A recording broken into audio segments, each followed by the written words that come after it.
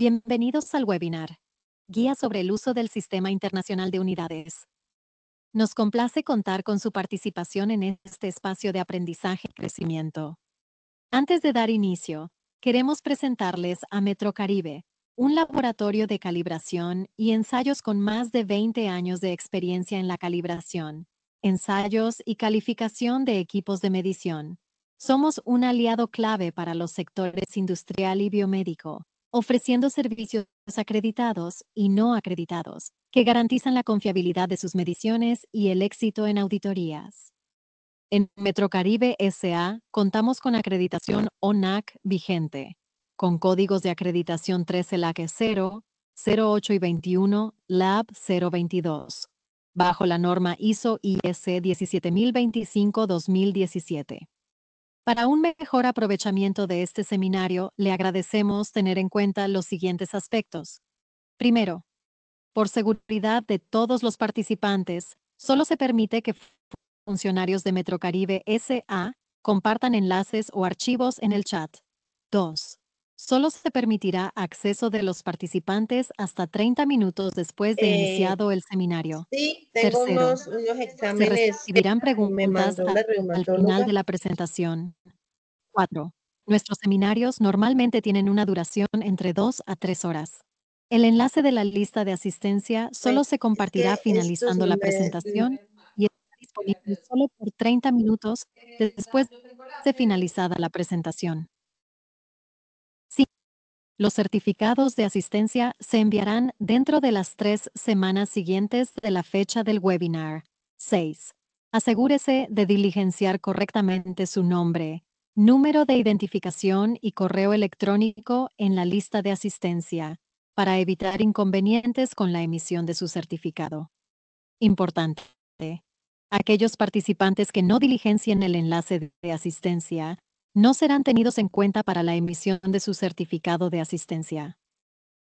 7.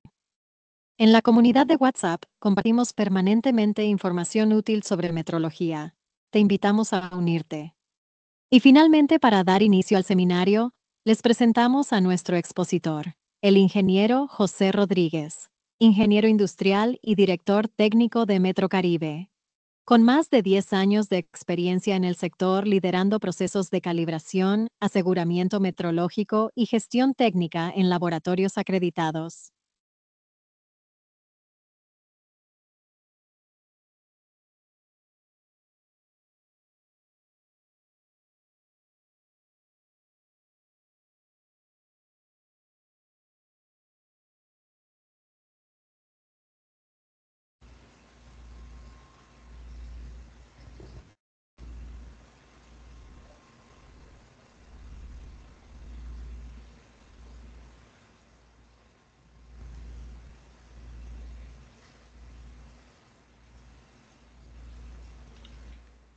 Muy buenos días.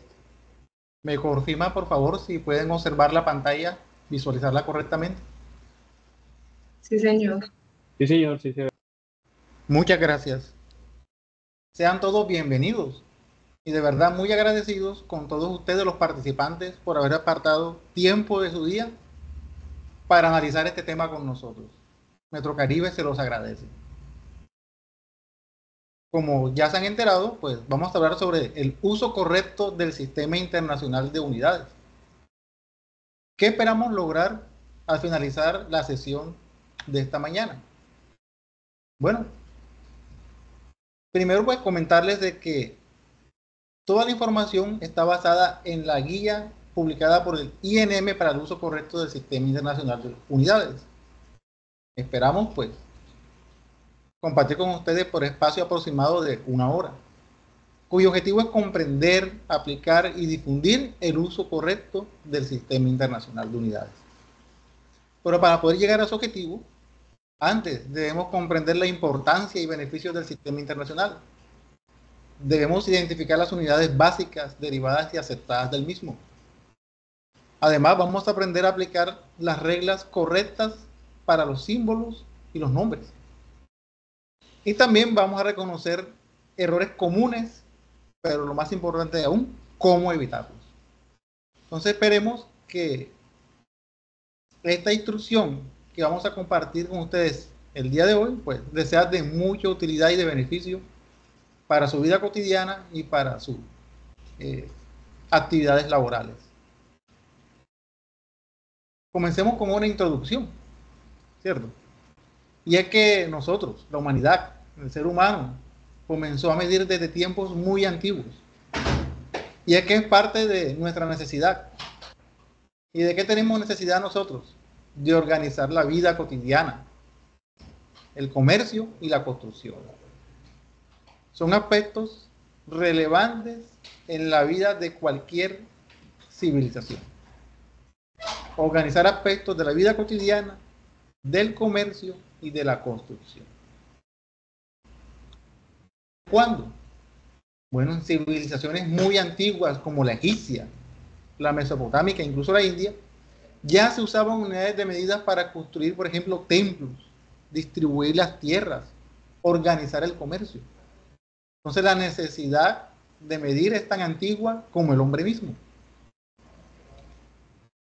¿Y qué les parece si analizamos un ejemplo práctico de la humanidad que se dio en la antigüedad sobre el uso de las unidades de medidas? Y para esto, pues, los voy a remitir al libro más difundido a nivel mundial, que muchas personas tienen en sus hogares, y si no lo tienen físicamente, por lo menos lo pueden tener electrónicamente y de forma gratuita, que es la Biblia. En uno de sus primeros libros, el primer libro de Samuel, que relata sus sucesos que se dieron desde el año 1180 antes de Cristo hasta 1078 antes de Cristo, estamos hablando de más de 3000 años atrás en la historia. Veamos qué nos muestra este libro sobre las mediciones. En primera de Samuel 1:24 encontramos este versículo. Para ponerlos un poco en contexto, están hablando de una mujer llamada Ana que no podía tener hijos. Pero como no podía tener hijos, pues le pidió mucho a Dios que ella pudiera concebir. Y que se le concedía ese deseo, pues ella presentaría al niño al templo para que le sirviera a Dios toda la vida. Y así sucedió. Entonces, cuando ya lo iba a llevar al templo, leemos este versículo. En cuanto dejó de darle pecho al niño que ella tuvo, subió con él a Silo. También llevó un toro de 3 años, un efá de harina y una jarra grande de vino. Llegó con el niño a la casa de Jehová en Silo. Entonces vamos a centrarnos en el término o la frase que está resaltada en negrilla. Un efá de harina. Si usted tuviera que acompañar a Ana a hacer ese viaje, ¿qué se imagina o cómo se imagina que era ese tipo de carga? Un efá de harina. ¿Era una carga pesada? ¿Una carga liviana? ¿Qué tipo de recipiente tendría que llevar para contenerla? ¿Se puede hacer usted una idea? Lo invitamos a que piense un momento.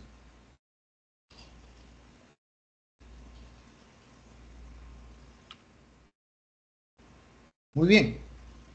Para tener más claro qué era un efá, lo voy a remitir pues a esta lámina que ustedes pueden ver en la pantalla. Yo lo tomé del sitio jw.org de la Biblia en línea, que tiene estas ayudas visuales para entender cómo eran las mediciones en tiempos bíblicos. Entonces, si vemos el primer recipiente que aparece en la lámina, es el efá, que es aproximadamente el equivalente a ¿qué? A 22 litros al día de hoy. Es que en la antigüedad se usaban las medidas de capacidad o volumen, no solo para líquidos, sino también para los granos o las harinas.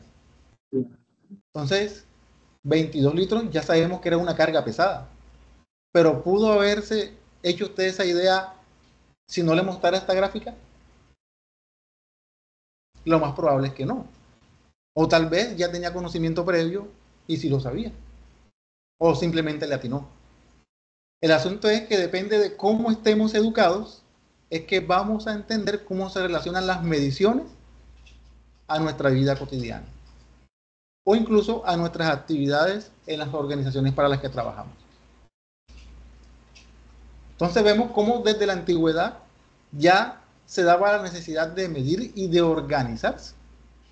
Y fíjense toda la estructura. De la EFA pasamos a medidas más pequeñas como el SEA, el Homer, el CAC o el Kénice. Pero todo eso es posible investigarlo a través de los libros más antiguos como la Biblia. Pero en la Biblia no solo se habla de medidas de volumen, también se hablan de medidas de longitud. Por ejemplo, como el codo, la brasa, codo largo. ¿Y qué le parece si investiga por su propia cuenta cuáles eran las dimensiones del arca de Noé si se hubieran construido en nuestros días? ¿Qué le parece si investiga eso en la Biblia? En el primer libro de Génesis. Las medidas se dan en codo. Y ahí tenemos la equivalencia del codo a lo que sería esa medida de longitud en la actualidad. Aproximadamente 44,5 centímetros. Entonces, ¿qué longitud tendría el arca que construyó Noé? ¿A qué se le asemejaría el día de hoy? ¿Qué le parece si lo investiga? Estos ejemplos de la antigüedad nos demuestran una cosa, ¿cierto? La necesidad de medir siempre ha estado presente para poder organizarse, para poder construir, para poder entendernos y para poder comerciar. Pero, ¿qué pasaría o qué pasaba en la antigüedad si había una discrepancia? Por ejemplo, en la medida de longitud de alguna construcción. ¿Cómo se resolvería? ¿Cuál sería el estándar? ¿El codo de quién sería la referencia? ¿Cierto que suponía un problema muy crítico en la antigüedad? Por eso se hizo necesario pasar de estas medidas basadas en partes del cuerpo o prototipos, digamos, caseros, a tener un sistema mejor organizado. Y ahí surge, fíjese de cuánto tiempo hasta nuestros días, el Sistema Internacional de Unidades. Es que el Sistema Internacional de Unidades es el lenguaje universal de la metrología. Y su origen se basa en el sistema métrico decimal. Este surgió justo en la Convención del Metro en 1875. Y después se adoptó el Sistema Internacional de Unidades en 1960, mucho tiempo después. Y para el año 2018 ya se definieron las magnitudes básicas por constantes físicas. Pero hagamos un resumen de cómo fue evolucionando el Sistema Internacional de Unidades. Primero, pues debemos comentar que él surgió en la Convención del Metro de 1875, un tratado diplomático firmado por 17 estados para unificar las mediciones, para precisamente, pues, evitar esas discrepancias en los comercios. ¿Cuál era el propósito? Bueno, tenían un lema: sistema válido para todos los tiempos y todos los pueblos. Ese era el lema. Y esto nace como la evolución del sistema métrico decimal, inicialmente basado en ¿qué? En propiedades físicas de la Tierra. Por ejemplo, unidades de referencias físicas como el metro, el kilogramo o el segundo, se basaban en propiedades físicas de la Tierra. Pero esto se fue redefiniendo, estas unidades básicas se fueron redefiniendo de manera progresiva. De objetos materiales, como el prototipo del kilogramo, se pasó también a fenómenos naturales como el punto triple del agua, la velocidad de la luz. Para 1960 se adoptó oficialmente el Sistema Internacional de Unidades, en la 11ª Conferencia General de Pesas y Medidas. Luego, en 1983, se definió el metro, ¿verdad? Una unidad con la que estamos muy familiarizados, todos nosotros, mediante la...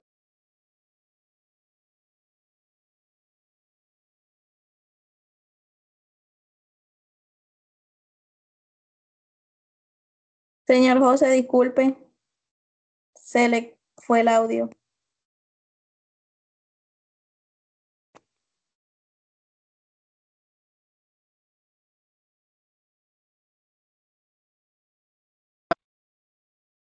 Ok, es que me habían apagado el micrófono. Ahora sí. Bueno, no sé en qué punto había dejado de funcionar el micrófono. Pero les venía comentando, o la lámina o la diapositiva que ustedes ven en sus pantallas, nos viene resumiendo cómo fue evolucionando el Sistema Internacional de Unidades, ¿cierto? desde 1960, cuando se adoptó oficialmente este sistema en la 11ª Conferencia General de Pesas y Medidas. Luego, al año 1983, se definió el metro en función de la velocidad de la luz en el vacío. Más adelante vamos a ver cómo es posible obtener el metro a través de la velocidad de la luz. Y en 2018, perdón, fíjate que no es hace mucho, 2018, estamos hablando de 7 años atrás, hubo una revisión histórica. Una definición basada en constantes físicas universales, sin depender de objetos ni condiciones experimentales específicas. Antes el kilogramo estaba definido en base a un prototipo, que aunque muy exacto, muy fino, pues, con el tiempo, pues, de todos modos, iba cambiando su valor. Pues ya todo se definió en constantes físicas que no se alteran con el tiempo, porque son las constantes que rigen nuestro universo, muy correctamente diseñado. ¿Qué importancia y beneficios tiene el sistema internacional? Es que lo que busca es la universalidad. Esto facilita el comercio y el intercambio científico. También que haya coherencia y evitar las conversiones arbitrarias. También facilidad en el manejo de las cifras a través del sistema decimal y más bien evita la ambigüedad a través de la claridad, a través de los estándares establecidos. Entonces son beneficios muy importantes que nos ayudan, pues, como vemos en el primer punto, ¿no? Facilita el comercio, el intercambio científico y que nos entendamos bien entre unas áreas y las otras cuando trabajamos con mediciones. El sistema internacional consta de 7 magnitudes básicas. Como ya lo habíamos mencionado, está definida a partir de constantes físicas. Estas constantes garantizan estabilidad y reproducibilidad en el tiempo. Un ejemplo de ello es, como ya habíamos mencionado también, es el metro, definido por la velocidad de la luz. Pero vamos a hablar de cada una de ellas. Esta lámina está tomada de la guía del INM, que ustedes pueden descargar en internet. Guía del INM, el Instituto Nacional de Metrología de Colombia. Ahí podemos ver las 7 magnitudes básicas que componen el sistema internacional de unidades. Vemos en la parte exterior de la esfera o del círculo las unidades, cómo se escriben de cada una de estas magnitudes. Por ejemplo, el kilogramo, ¿cierto? Símbolo kg, que es para la magnitud masa. Y en la parte interna del círculo está la constante física en que se basa esa magnitud como tal. Entonces ahí están las 7. Kilogramo, metro, segundo, amperio, candela, mol, kelvin. Para cada magnitud, masa, longitud, tiempo, ¿verdad? Esas 3, todos trabajamos con ellas. El tiempo es importante, ¿verdad? Usted estuvo pendiente del tiempo para poder conectarse hoy a este webinar. Siempre tomamos mediciones, incluso para hacer trabajos en nuestros hogares. ¿Y quién no le ha medido su masa cuando va a una cita médica? ¿Cierto? Son de uso cotidiano. Otras de pronto son de uso un poco más específico, como la candela, el mol, el amperio, muy científico. Pero también tenemos el Kelvin, ¿no? Que habla de temperatura, y nosotros tomamos la temperatura, incluso para nuestra propia salud, nos tomamos la temperatura corporal. Pero usamos más que todo el grado Celsius. Entonces, aquí vemos una tabla donde se nos muestra cada unidad básica del sistema internacional, su unidad, su símbolo y la definición a partir de una constante física.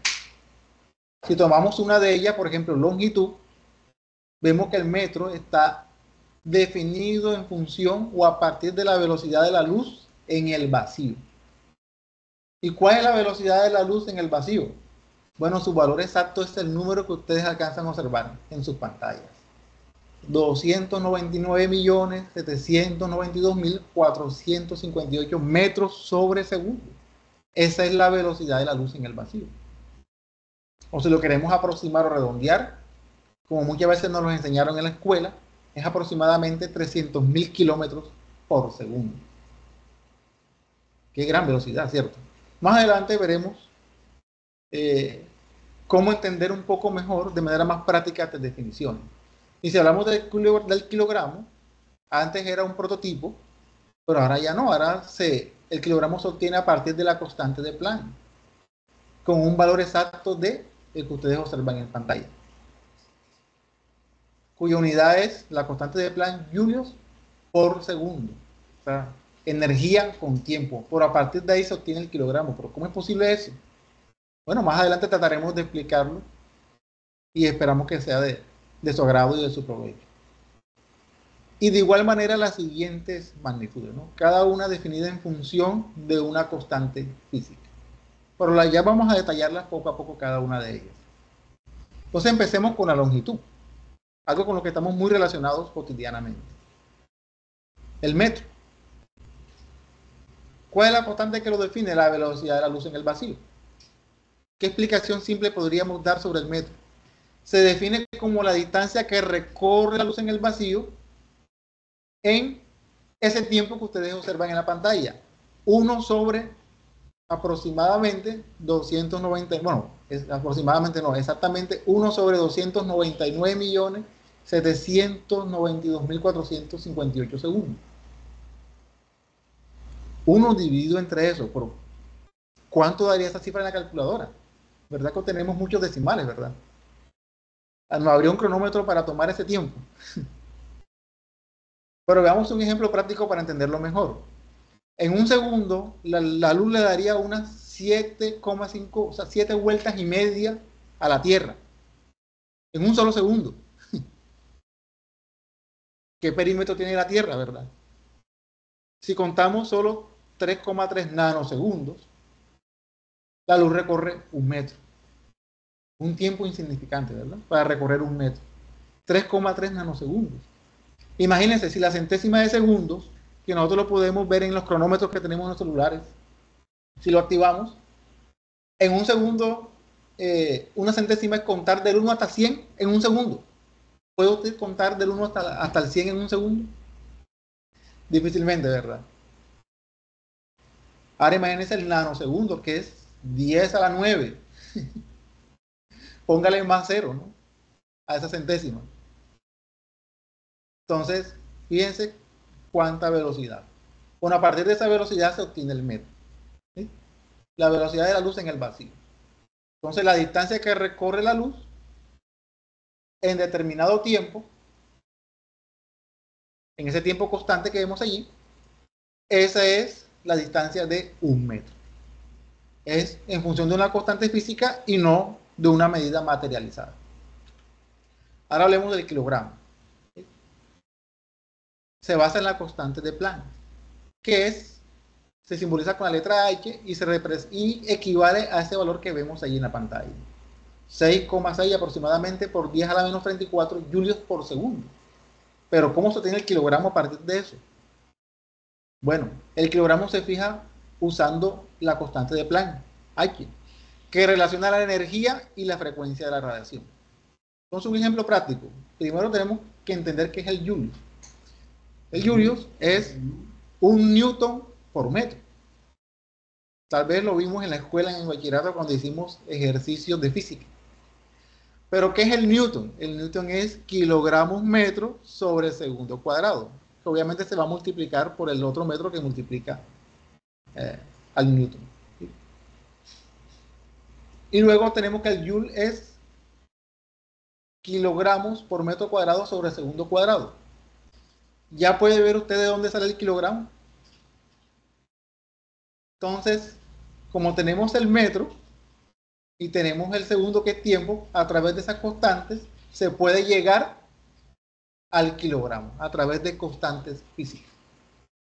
Obviamente había que tener los elementos necesarios en un laboratorio para poder obtener el valor del kilogramo usando esas constantes físicas. Ahora hablemos del tiempo. Constante física del tiempo. La frecuencia de radiación del cesio 133. Y la frecuencia de radiación de ese átomo de cesio es el número que ustedes observan en la pantalla. Aproximadamente, o no aproximado, más bien exactamente, 9.192.631.770 Hz. Un número muy grande, ¿verdad? Pero ¿cómo lo explicamos? Un segundo es el tiempo que tarda el átomo de cesio en emitir exactamente 9.192.631.770 oscilaciones en una transición específica. Imagínense cuántas oscilaciones. Imaginemos, por ejemplo, una centrífuga o el abanico de la casa, que estamos más familiarizados de pronto con eso, ¿verdad? Podríamos ver cuántas revoluciones da en un minuto. Bueno, el átomo de cesio hace más de 9.000 millones de revoluciones u oscilaciones en un segundo. A partir de ahí sale la definición básica del Sistema Internacional del Segundo. Pasemos a la siguiente. Corriente eléctrica, ¿verdad? Todos en otros lugares utilizamos este servicio. ¿En qué constante se basa? En una carga elemental, el electrón. Tanto que lo vimos en química en la escuela, ¿verdad? Y un electrón tiene esa carga, aproximadamente de 1.6 por 10 a la menos 19 coulombios. Pero ¿cómo podemos explicarlo? Bueno, un amperio equivale al flujo de exactamente 1 sobre 1,6 por 10 a la menos 19 electrones por segundo. En un amperio hay ese flujo de electrones en un segundo. Entonces, a partir de ese flujo de electrones, ya tenemos la constante física para definir el amperio. Entonces, un ejemplo práctico. Encender una lámpara LED de 1 vatio a 5 voltios. Esa lámpara va a requerir de 0,2 amperios. O le van a circular 0,2 amperios. Pero esos 0,2 amperios equivalen a 1,25 por 10 a las 18 electrones por segundo. Ya sabemos que los electrones son una partícula muy pequeña en los átomos. Entonces, 1.25 por 10 a las 18 electrones. Entonces, imagínense qué cantidad es. ¿Cuántos ceros? ¿Verdad? 18 ceros a ese número. Ahora hablemos de temperatura. Seguramente muy familiarizados con ella en la vida cotidiana. Lo utilizamos mucho para refrescar nuestro hogar o nuestro área de trabajo con aire acondicionado o en un proceso de producción. ¿En qué se basa la temperatura? La definición del Kelvin en la constante de Boltzmann, que equivale aproximadamente a 1,4 por 10 a la menos 23 julios por Kelvin. ¿Qué explicación le podemos dar a esto? Básicamente nos está diciendo una tasa de energía. Nos dice cuánta energía en julios corresponde a cada grado Kelvin de temperatura por partícula. Cada partícula está cargada de energía y esta es una tasa de conversión por cada Kelvin. Entonces tenemos un ejemplo práctico. Supongamos la temperatura ambiente, que es aproximadamente 300 Kelvin. Si usamos la constante de Boltzmann y la multiplicamos por los 300 Kelvin, obtenemos que vamos a tener en cada partícula 4,14 por 10 a la menos 21 julios de energía. Cada partícula, cada átomo en el aire. Pues es el promedio de la energía por molécula en el aire a 27 grados Celsius. Entonces está basado en una constante física, la de Boltzmann, que nos viene, la cual trabaja con la energía de los cuerpos o de las moléculas. O sea, a partir de ahí se define el Kelvin. Y tenemos otra que se usa mucho en química, el mol.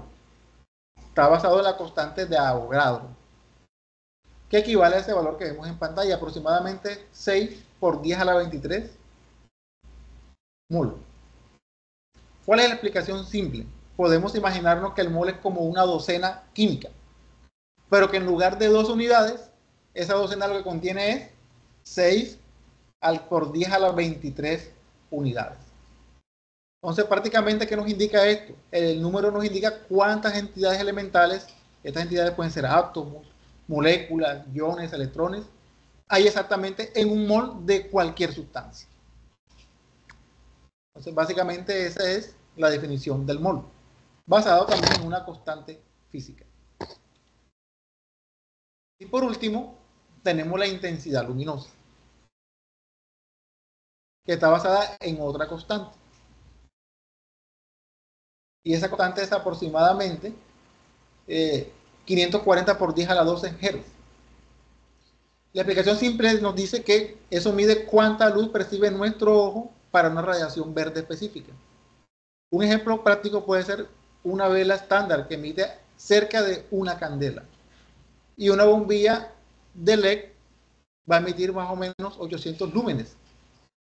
Va a emitir aproximadamente 60 candelas distribuidas. Entonces, allí hemos definido las constantes básicas del Sistema Internacional de Unidades. Pero no son las únicas. También de esas constantes se desprenden otras unidades derivadas y que también son aceptadas y que con las quizás que estamos más familiarizados que con las mismas básicas. Un ejemplo es el Newton, el Pascal, el vatio, el voltio. Pero también cada unidad en el Sistema Internacional puede acompañada de un prefijo que van desde el quecto al queta. Ya veremos qué significa cada uno de ellos. Pero también tenemos otras unidades que no son como tal del Sistema Internacional, pero que son aceptadas, como por ejemplo las que ustedes observan allí, L, T, min, H, HA, o el circulito que está allí, que es cada una de ellas. Bueno, lo vamos a ver más adelante. Y vamos a ver cuáles son los prefijos aplicables. Entonces miremos, ¿cuáles unidades derivadas hay? ¿Hay alguna con la que esté familiarizado?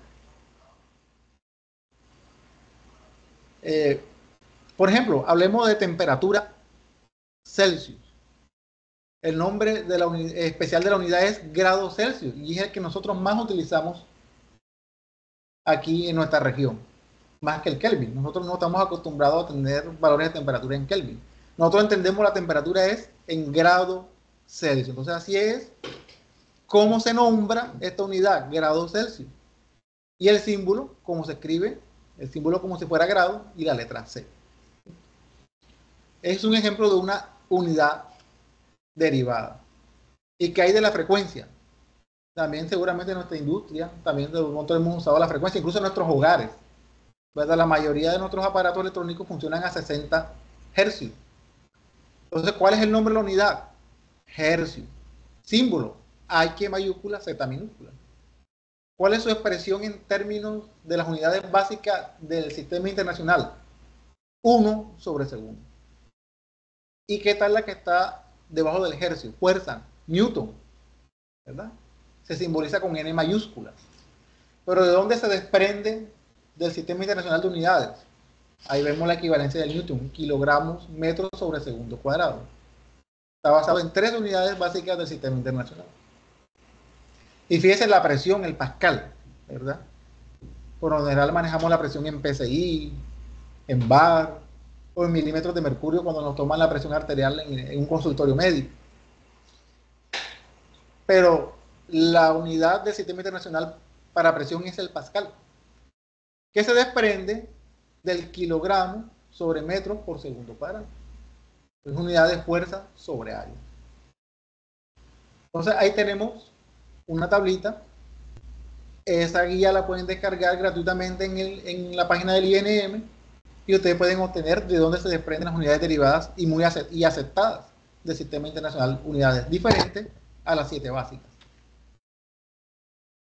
También tenemos otras unidades derivadas y aceptadas como las que trabajamos en área, en volumen, ¿verdad? O en velocidad, metros sobre segundos, la aceleración, metros sobre segundo cuadrado, la densidad de una sustancia. ¿Cuál sería la unidad básica del sistema internacional? Bueno, la que se desprenden de ella, kilogramos sobre metros cúbicos. Y así vemos cómo también al combinarla obtenemos área, volumen, velocidad, aceleración, densidad y todas las demás que se desprenden de allí. Son magnitudes derivadas. Pero ahorita hablábamos también de los prefijos. Los prefijos son importantes. De hecho, muchas veces los utilizamos sin decir la unidad y aún así lo entendemos porque no hemos acostumbrado. Por ejemplo, si yo les dijera a ustedes que la policía decomisó un cargamento de 300 kilos de una sustancia prohibida, ¿ya usted sabe a qué me refiero? Cierto que enseguida lo relaciona, quiso decir kilogramo, ¿cierto? Pero porque no hemos acostumbrado a usar los prefijos sin el acompañamiento de la unidad. De hecho, De hecho, vamos a revisar, por ejemplo, en la izquierda, en la columna de la izquierda, el mega, ¿verdad? M mayúscula. ¿Verdad que lo utilizamos bastante? ¿Cuál es el factor de mega? 10 a la 6. O sea, ¿eso qué significa? Que cuando ese prefijo acompaña a una unidad, lo multiplica por 10 a la 6. Entonces, si usted tiene un internet de 500 megas, ¿es mega qué? Megabyte, ¿cierto? Entonces su internet, bueno, es un internet bueno, 500 megabytes. Lo que significa es que multiplica el byte por 10 a la 6. O qué tal que tenga un celular con capacidad de 64 gigas. ¿Pero giga qué? Gigabyte, ¿verdad? Es que el prefijo o el símbolo del prefijo acompaña a una unidad.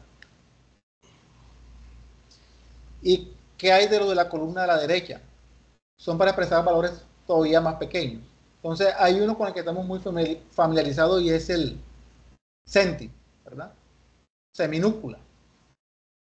Sobre todo lo utilizamos para las dosis médicas, ¿verdad? Entonces, ¿qué significa el centi? Bueno, que esa dosis la multiplica por 10 a la menos 2. Y 10 a la menos 2 es dividir esa dosis entre 100.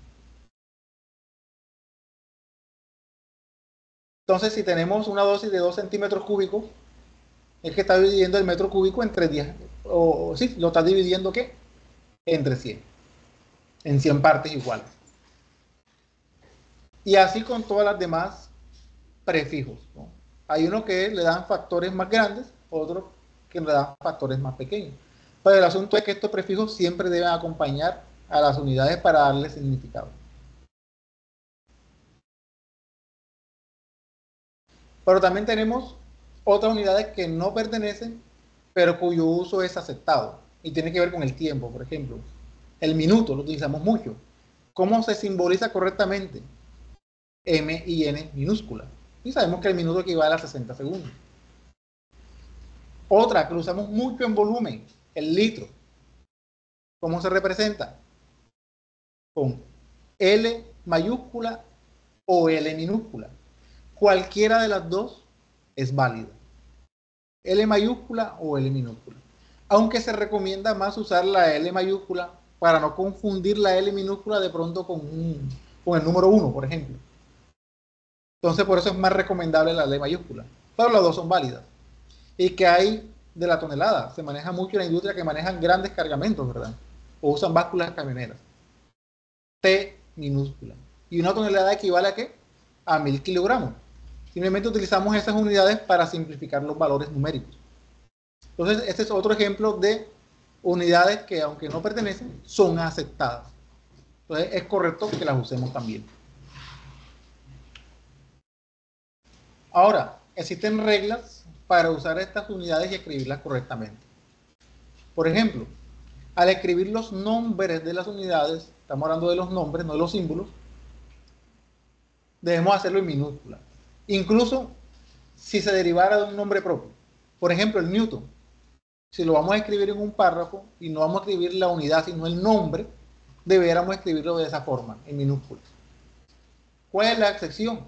Es cuando el nombre de la unidad inicia una oración, porque obviamente vamos a respetar las reglas de ortografía. Si inicia una oración, pues cada palabra que inicia una oración ya sabemos que va en mayúscula. No debemos emplear abreviaturas para los símbolos ni para los nombres de las unidades. Debemos escribirlos correctamente, sin abreviar. Siempre debemos tener la precaución de dejar un espacio entre el valor numérico y el símbolo de la unidad, como por ejemplo 25 metros. Entonces vemos que está el valor 25, el valor numérico, un espacio, y la unidad que le corresponde a ese valor es el metro.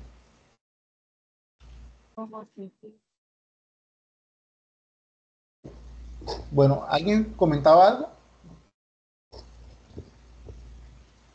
Bueno, continuamos.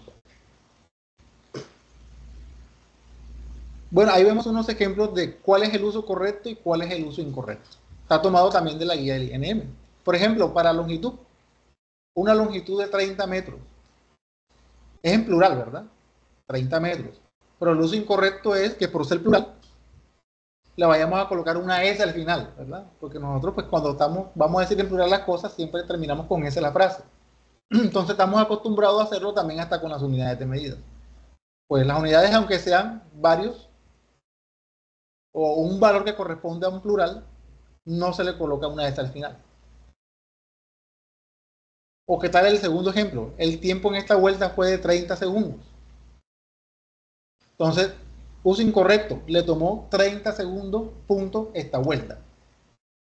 Entonces, la regla es utilizar las unidades sin plural ni punto. Obviamente el punto sí se escribiría como en el segundo caso, porque ya es el final de una oración. ¿Qué otro tip tenemos para usar correctamente las unidades y los símbolos? Usar los símbolos de las unidades sin modificaciones, con subíndices o información adicional. El primer caso que quiere representar la tensión máxima en una unidad de energía es de 1000 voltios. Entonces, no lo vamos a colocar como está en rojo. 1000 voltios, subíndice max, para entender que es el voltaje máximo. No es correcto. Más bien se coloca como está a la izquierda.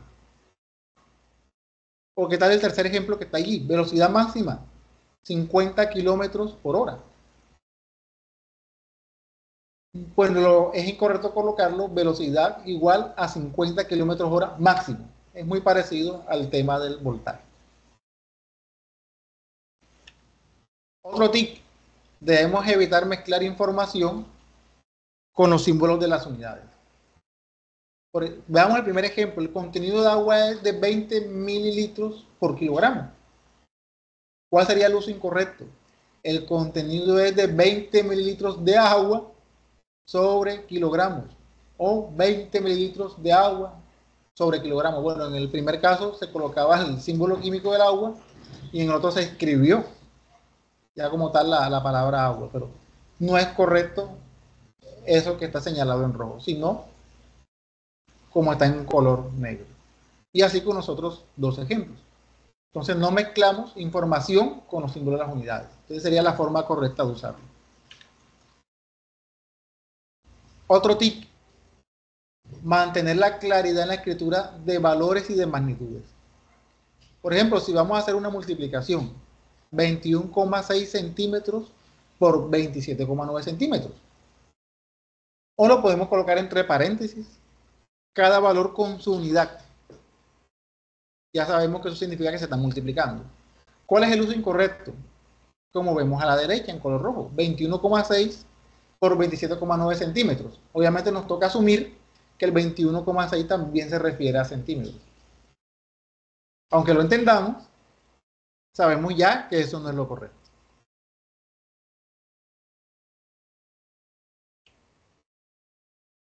Otras reglas. Bueno, aquí hablamos ya sobre abreviar. Aquí ya vemos ejemplos combinados, ¿cierto? Por ejemplo, 10 metros no lo vamos a poner plural y tampoco vamos a poner el metro con mayúscula. Porque la M mayúscula, ¿qué significa? Es un prefijo, ¿verdad? ¿Lo recuerda? Lo mencionamos ahorita. Mega. ¿Y qué tal el segundo caso? Lo vemos mucho a veces. 2,5 kilogramos, pero a veces colocamos la K mayúscula. ¿Pero qué es la K mayúscula realmente? ¿Qué representa? ¿Sí? Representa el Kelvin. Entonces, ahí vemos otros ejemplos de cuál sería el uso correcto y cuál sería el uso incorrecto. ¿Cuál sería un problema que nos deriva el uso no unificado del sistema internacional? Bueno, tal vez como lo vemos en pantalla. Estoy seguro que todos los presentes, todos ustedes que están conectados, seguramente entienden lo que quiere decir allí. Porque desde pequeños nos han enseñado que esa es la forma correcta.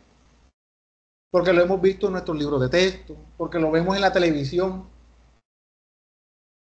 o porque lo vemos incluso en las calles o en los supermercados. Entonces lo que uno observa y lo ve que se publica en todos lugares, uno asume que es lo correcto. Entonces es probable que en las noticias veamos eso. La temperatura estará en 10 grados centígrados y nosotros entendemos qué significa. O vamos al supermercado y vemos que la salsa de tomate de 1 litro, ¿cierto? LT. Pero ya sabemos que la T minúscula representa tonelada, ¿verdad? Pero sabemos que no es lo que quiere decir. Entonces, un problema del uso no notificado podría representar una dificultad en la interpretación del resultado. ¿Qué conclusiones podemos sacar? Bueno, el sistema internacional es esencial para la calidad, el comercio y la seguridad incluso.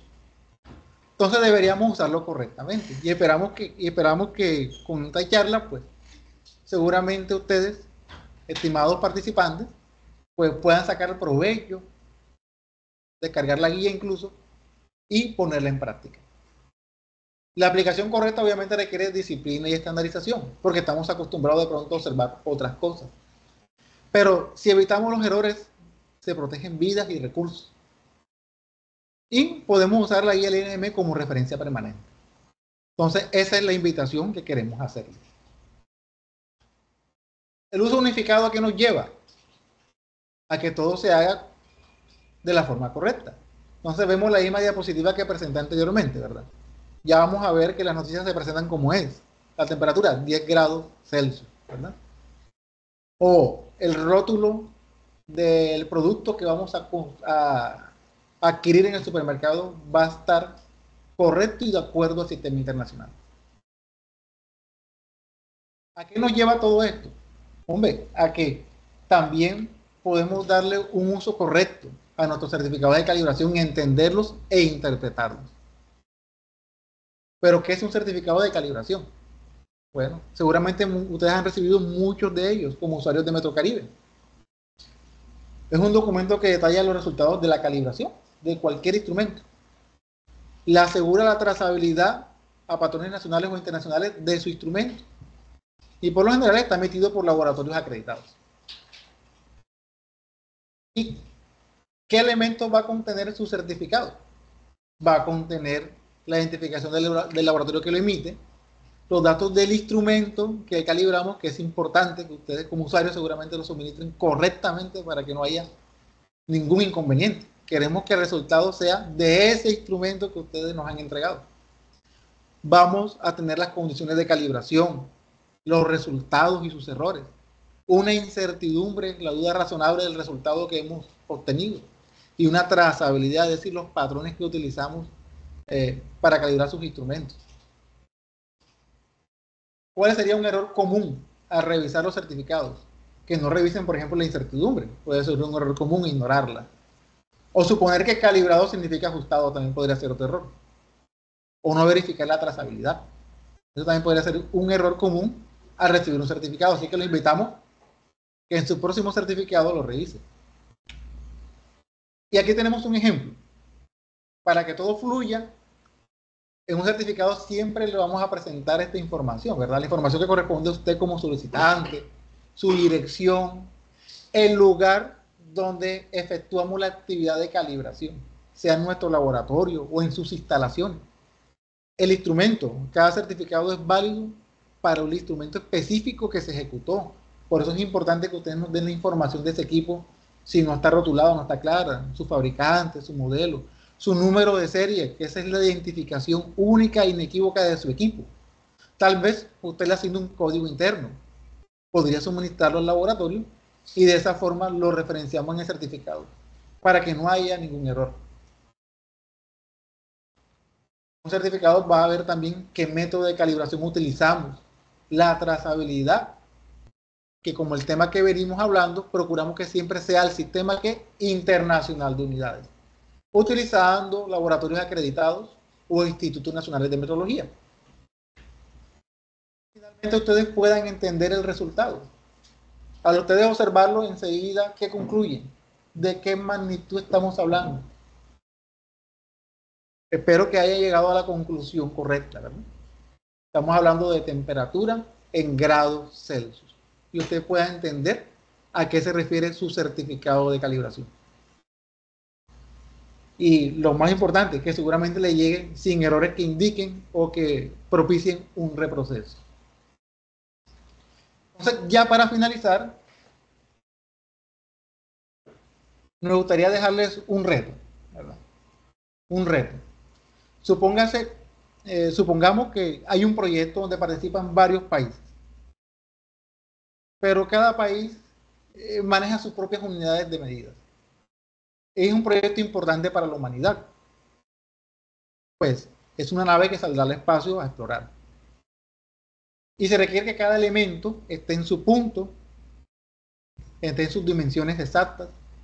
Pero como participan varios países, se decidió que todas las mediciones se van a convertir a unidades del sistema internacional.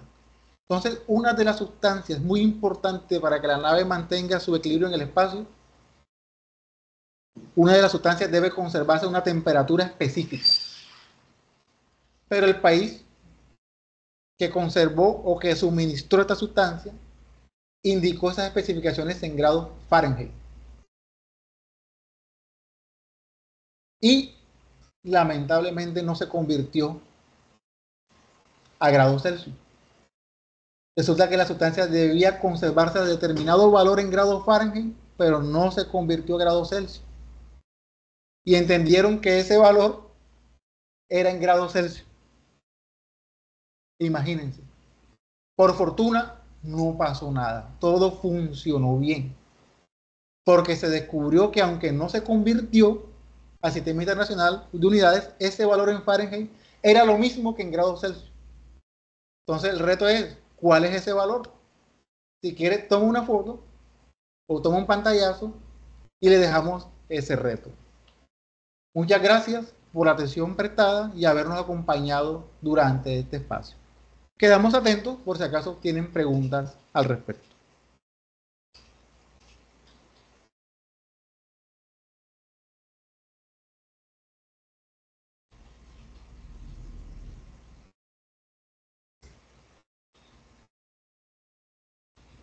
Buenos días. Buenas noches. Adelante, adelante. Disculpe, tengo una pregunta.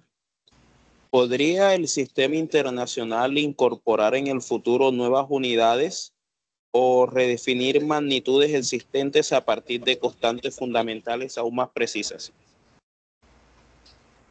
Es una pregunta muy interesante, ¿verdad? Muy buena pregunta. Las constantes que están actualmente, pues, son, como mencionaba, pues, en el curso de la charla, son basadas en constantes universales que rigen nuestro universo, ¿cierto? Yo siempre hice el énfasis de que el universo está muy bien diseñado, ¿verdad? El universo, si usted lee libros de ciencia, si ve programas en la televisión, usted en el universo va a observar que ahí es orden, no hay desorden, perdón. El universo siempre está en orden, un orden constante. Entonces, ese orden permite obtener esa constante. Ahora, que más adelante puedan haber otras constantes, quizás sí. Porque eso es lo que conocemos ahora de nuestra capacidad limitada. Pero ¿cuántas cosas hay por explorar? Entonces, sí es muy posible lo que usted acaba de comentar. Desde mi punto de vista, yo creo que sí es posible. ¿Me puede responder otra pregunta? Sí, claro. Si el sistema internacional se basa en constantes fundamentales de la naturaleza, ¿cómo se garantiza que estas constantes permanezcan invariantes ante nuevos descubrimientos físicos? Bueno, es una pregunta que se parece mucho a la anterior, ¿cierto? Sí, la naturaleza pues se rige por constantes físicas, como nosotros la entendemos, ¿cierto? Ahora, que estas vayan a cambiar con el tiempo, ahí tendríamos que irnos a la respuesta que le di al principio, ¿verdad? El universo siempre se ha mantenido en orden y constante. La Tierra está a la distancia exacta del Sol para que aquí haya vida. Si la alejamos un poco más del Sol o la acercamos más, si la acercamos más, nos chamuscamos todos. Si la alejamos un poco más, nos congelamos. Entonces está a la distancia exacta. Gira y rota alrededor del Sol con la velocidad que se requiere. Su eje está inclinado en el grado, en el ángulo que se requiere. Entonces, el universo ha sido diseñado de tal forma de que esas constantes se mantienen en el tiempo. Lo que más creo yo que puede pasar es que se descubran otros fenómenos y esos fenómenos haya que explicarlo a través de otras unidades que hoy día no tenemos plasmadas. Es lo que yo podría más o menos pues responderle al respecto sobre su pregunta. Muy interesantes, por cierto.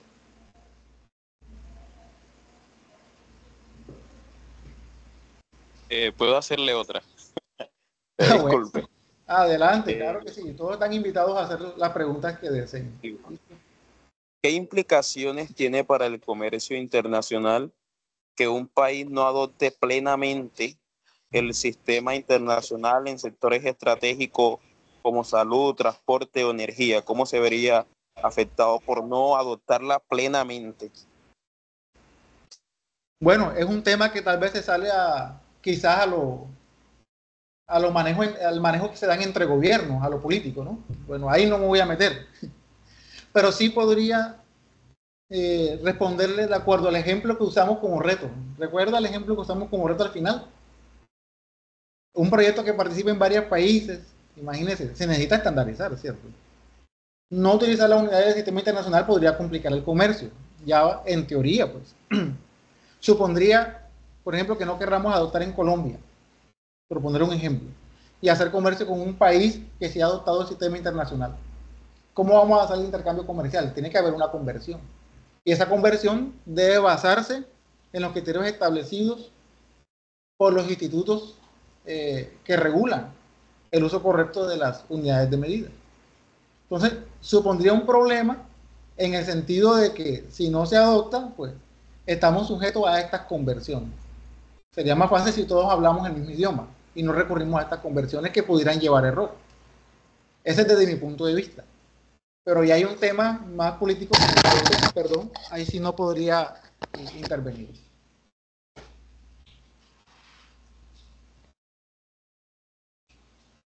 Bueno, con esto, muchas gracias, señor José, por su presentación. Vamos a dar por terminado ya el webinar. Aquella persona pues que tenga alguna otra duda o comentario puede escribirlo al chat y en el transcurso del día se le irá respondiendo. Muchísimas gracias a todos por su participación y no se olviden de registrar la asistencia.